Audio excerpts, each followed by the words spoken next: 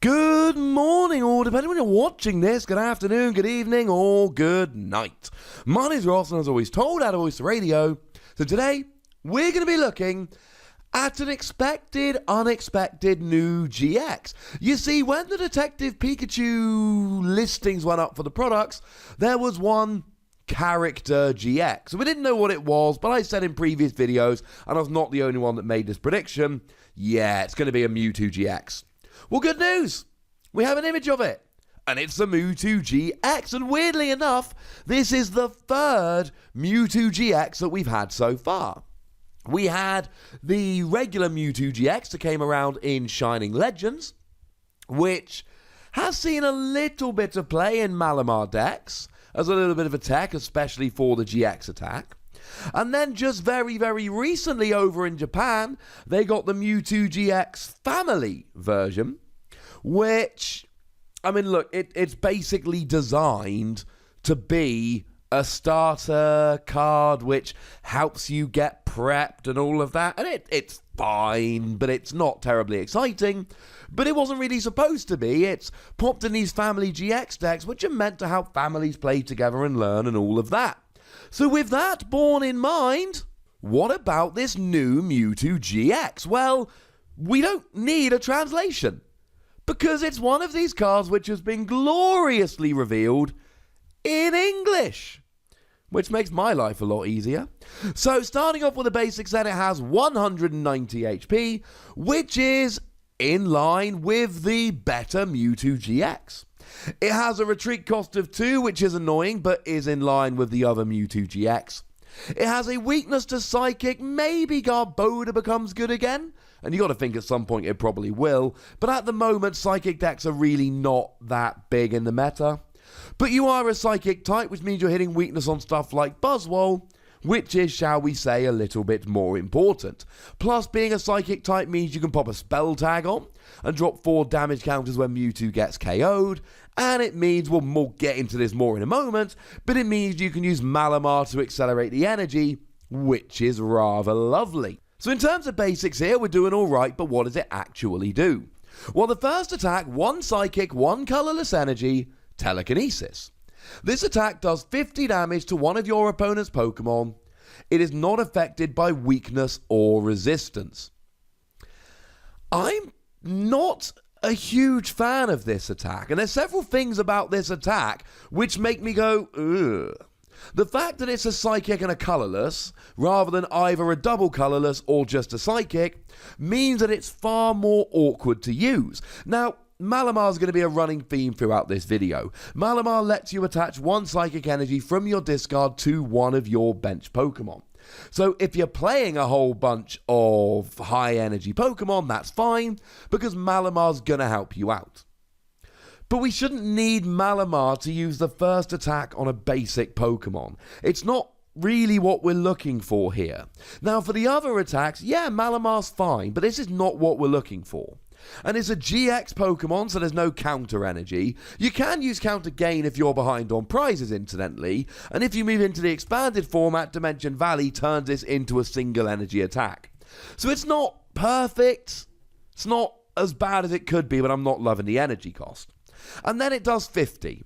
And it does 50 to one of your opponent's Pokemon, does not have to be the active, but it does 50, which means there's a whole bunch of Pokemon out there like Zorua and Rockruff, which are just breathing a sigh of relief, because they should be one-hit KO'd by this.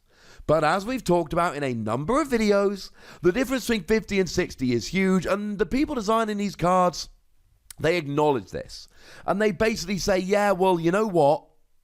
You can hit 50 fairly easily, you ain't hitting 60 without a struggle. So there are plenty of 50 HP Pokemon out there. You will be able to get some of them. The new Squirtle, for instance, is the better one, the one that's got 50 HP, because it gets free retreat if you've got a stadium in play.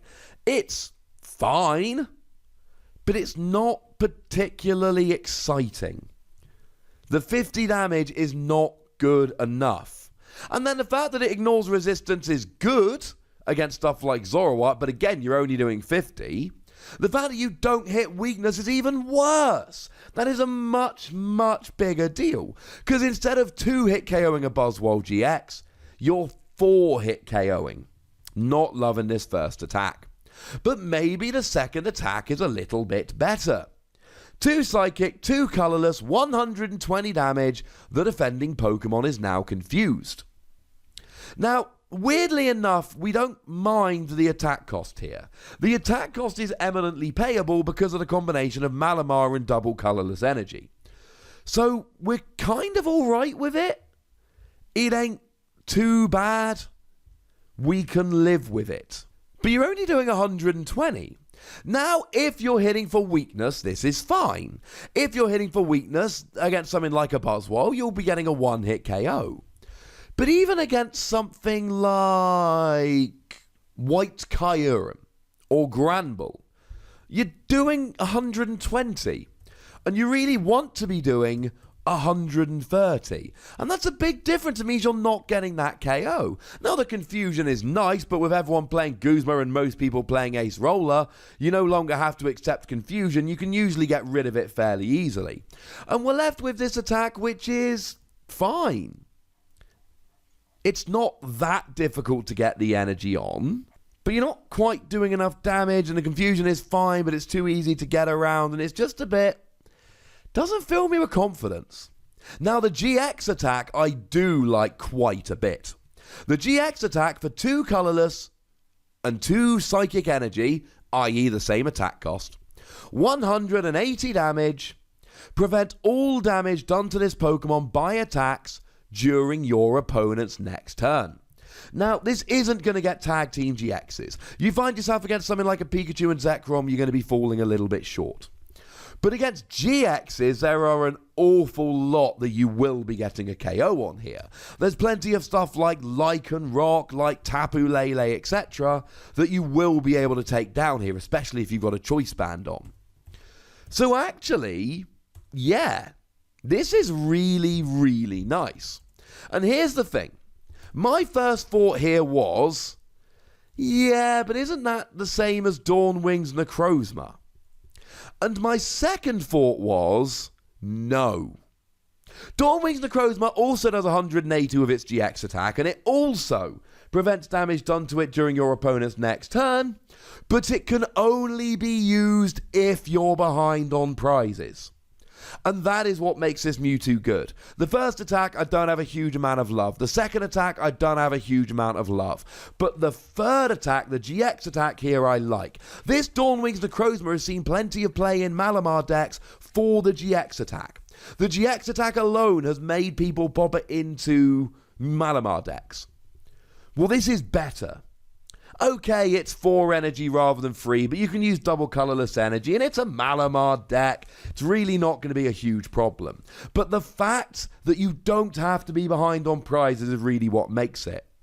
Now, weirdly enough, Mewtwo's actually got a better main attack than Dawnwing's Necrozma. That does 120 and goes through resistance.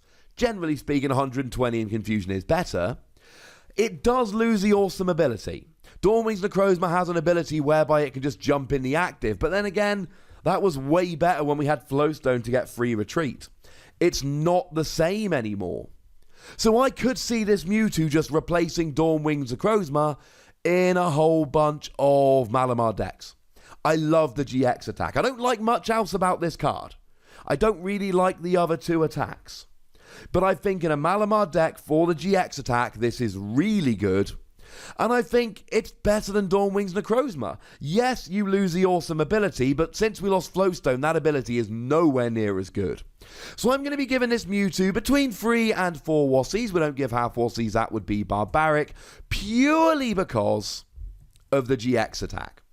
Outside of that, it's not particularly great, but it has a great GX attack that fits very naturally into an established archetype and replaces a card which used to see a lot of play, and still sees a bit of play here and there.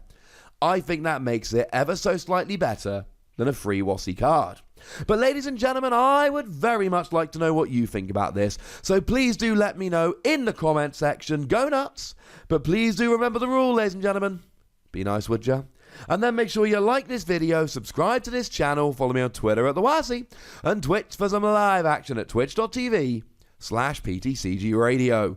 If you want to support the channel, get some bonus podcasts and all of that, head on over to patreon.com/PTCGRadio, where you can do exactly that.